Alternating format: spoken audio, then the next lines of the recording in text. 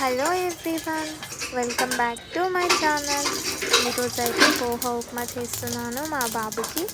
మీకు నచ్చితే మీరు ట్రై చేయండి, లేదా స్కిప్ చేయండి. ఫస్ట్ అయితే ఒక కడాయి తీసుకొని దాంట్లో ఒక టేబుల్ స్పూన్ నెయ్యి, జీలకర్ర, ఆవాలు వేసుకున్న. దాని తర్వాత ఒక చిన్న ఆనియన్ సైజ్ కట్ చేసి వేసుకున్న, కొద్దిగా కరివేపాకు, ఉప్పు యాడ్ చేసుకున్న, బాగా కలుపుకోవాలి.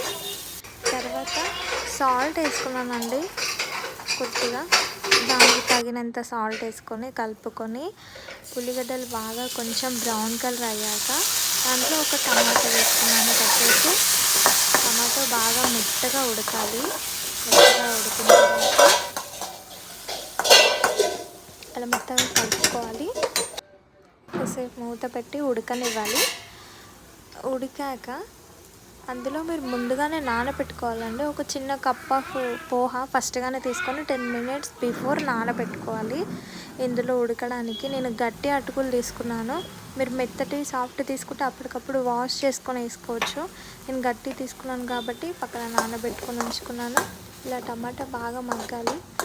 అండ్ వ్యూస్ అయితే వస్తున్నాయి కానీ లైక్స్ అయితే రావట్లేదు.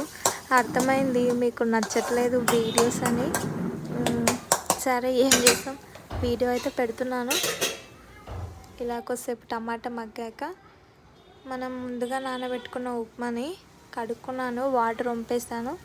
ఆ ఉప్మాని పోహాని దీంట్లో వేయాలి. సారీ, ఉప్మా అని చెప్పాను, పోహా ఉప్మా కదా, ఇందులో యాడ్ చేసుకోవాలి. ఇలా యాడ్ చేసుకొని బాగా కలిపేసుకోవాలి.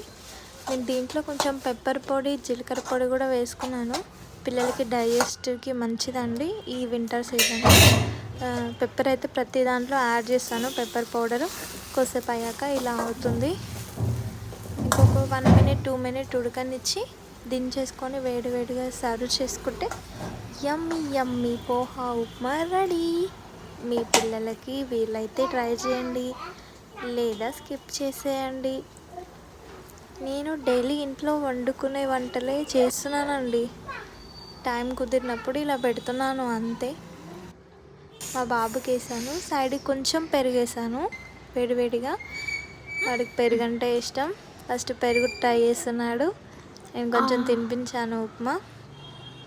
మా బాబు తిన్నాడు. Thanks for watching.